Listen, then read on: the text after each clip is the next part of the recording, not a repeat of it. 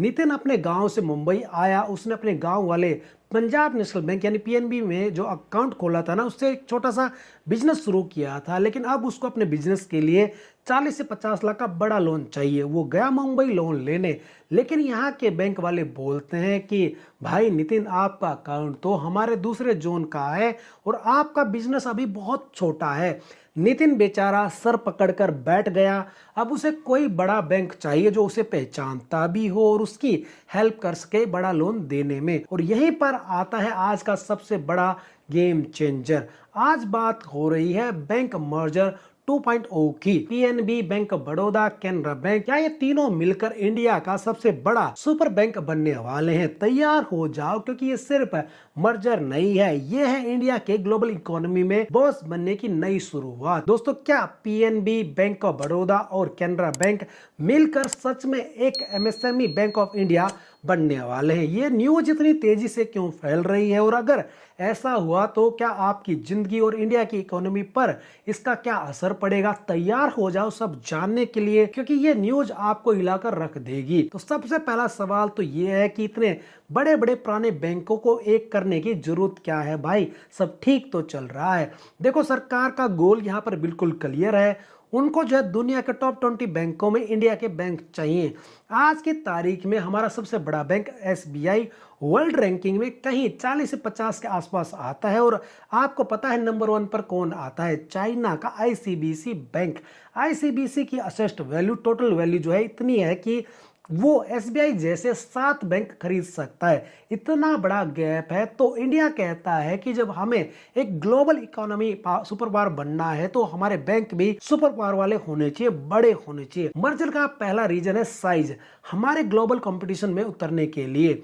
लेकिन मर्जर का सिर्फ एक ही मकसद नहीं है, इसका दूसरा मकसद है फोकस। जी हाँ दोस्तों, यहाँ पर मैं आपको पूरा डिटेल में बता देता हूँ। दोस्तों, चाइना ने क्या किया है, उन्होंने अपने बैंक को इंडस्ट्री के हिसाब से बांट दिया है। जैसे एक बैंक सिर्फ इंफ्रास्ट्रक्चर को लोन देगा, दूसरा सिर्फ एग्रीकल्चर को देगा और तीसरा जो है इंटरनेशनल ट्रेड को। यानी हर सेक्टर के लिए एक फोकस्ड बैंक है। हमारी सरकार भी अब यही चाहती है। भारत अब मैन्युफैक्चरिंग हब बनने की तैयारी कर रहा है और अगले 20 साल में बन भी जाएगा। हमारे एसएमई यानी जो छोटे और मीडियम साइज के बिजनेस हैं वो तेजी से बढ़ रहे हैं, उनको बड़े लोन चाहिए, उनको सपोर्ट चाहिए। इसलिए यह जो नया बैंक बनेगा, एसएमई बैंक ऑफ इंडिया बनेगा, इसका प्राइमरी फोकस यही होगा कि इंडिया की ग्रोथ को फ्यूल करना, एमएसएमई को ताकत देना। और इसीलिए इस मर्जर की चर्चा सबसे ज्यादा हो रही है। दोस्तों, बात करते हैं पावर की। ये तीनों बैंक मिलकर कितने शक्तिशाली हो जाएंगे? पीएनबी 18.6 लाख करोड़ के असेस्ट के साथ ये खासकर नॉर्थ इंडिया यानी पंजाब, दिल्ली, एनसीआर, यूपी का बॉस है।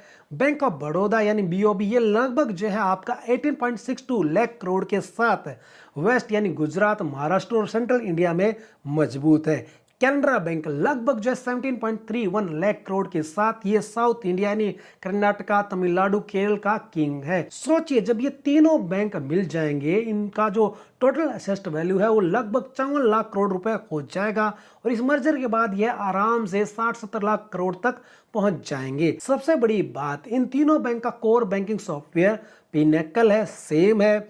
मतलब मर्जर के बाद टेक्निकल इंटीग्रेशन यानी जो ट्रांसफरेशन है वो कोई सिरदर्दी नहीं रहेगी, सब कुछ स्मूथ हो जाएगा। और आपका पीएनबी अकाउंट अब पूरे इंडिया में बीओबी और कैनरा की ब्रांच में भी चलेगा, यानी ऑल इंडिया नेटवर्क रहेगा। अब आप पूछोगे भाई मेरा क्या?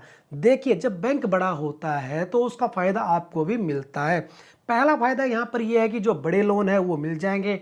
आपके बिजनेस को कल अगर 50 करोड़ का लोन चाहिए तो एक बड़ा बैंक आसानी से दे सकता है, छोटा बैंक नहीं दे सकता। बेहतर टेक्नोलॉजी यहाँ पर आपको मिलेगी। मर्जर के बाद खर्च कम होगा और वह पैसा टेक्नोलॉजी और कस्टमर सर्विस को बेहतर बनाने में लगेगा। इसके बाद ग्लोबल पहचान यानी ग्लोबल आइडेंटिटी भी मिलेगी। एक भारतीय बैंक वर्ल्ड के टॉप 50 में होगा, जिससे इंटरनेशनल ट्रांजैक्शन और भी आसान होंगे।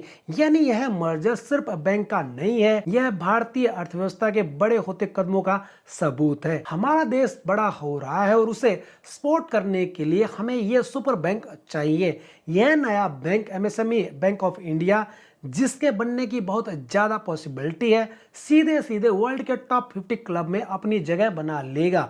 तो दोस्तों आज की इस कहानी में एक बात तो क्लियर है कि भारत अब छोटे छोटे बैंकों से नहीं बल्कि ग्लोबल लेवल पर राज करने वाले बड़े बैंकों से चलेगा, तभी तो इंडिया बढ़ेगा। क्या सरकार ये सही कदम उठा रही है? आपका किस बैंक में अकाउंट है? प्लीज नीचे कमेंट करके जरूर बताना, अपनी राय जरूर शेयर करना, ताकि गवर्नमेंट को और लोगों को भी पता चले कि देश की जनता क्या इस मर्जर के फेवर में है। अभी ये सिर्फ स्पेकुलेशन है, लेकिन इस पूरे प्रोसेस में 2-3 साल लग जाते हैं जब ये मर्जर कंप्लीट होता है। तो अपनी राय कमेंट करके जरूर बताना। वीडियो अगर अच्छी लगी तो प्लीज वीडियो को लाइक कर देना, दोस्तों और फैमिली के साथ शेयर जरूर कर देना। ऐसी और वीडियो देखने के लिए चैनल को सब्सक्राइब जरूर कर देना।